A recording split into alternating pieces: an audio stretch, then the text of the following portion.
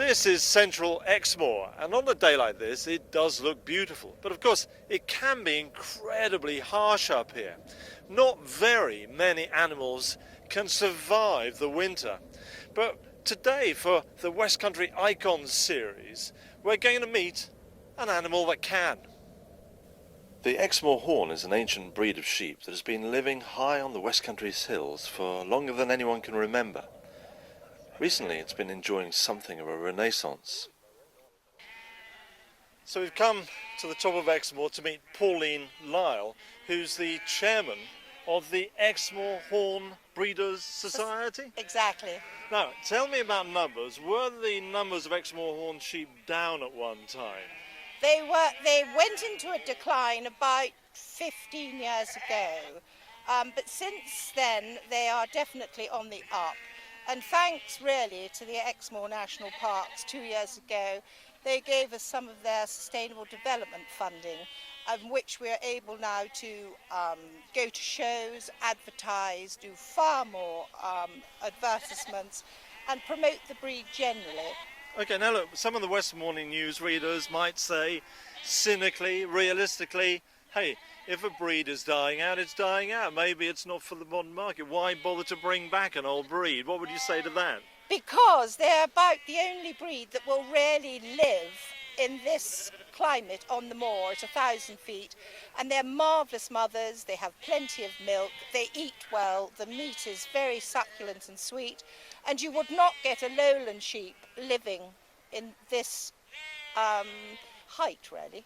This harsh environment. Yeah, exactly, because they'll tolerate any weather. They're pretty tough. Oh, absolutely, tough as tough.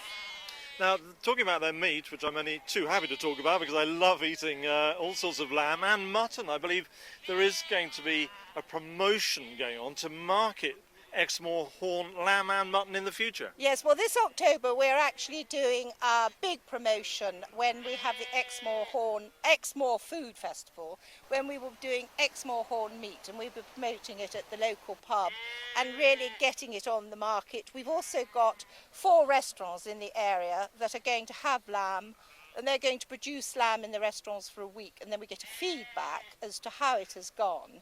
And then next year we're going to go on to promoting mutton, because I really think unless someone has eaten mutton, they haven't eaten good sheep meat. I'll totally agree with that.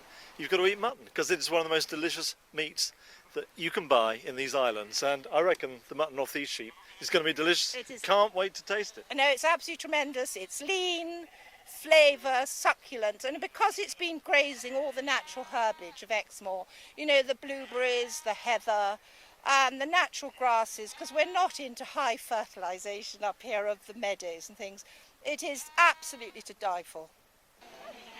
The sheep in this field are owned by Tony Richards, whose family has been farming high above Port Bay for generations.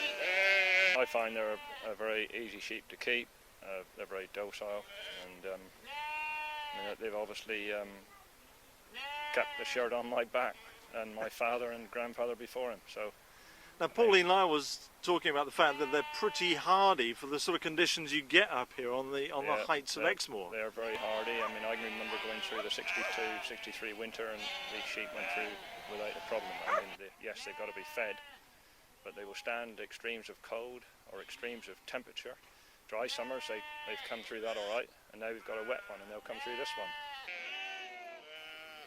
The Western Morning News looks forward to bringing future news of this remarkable breed of sheep and its continued resurgence.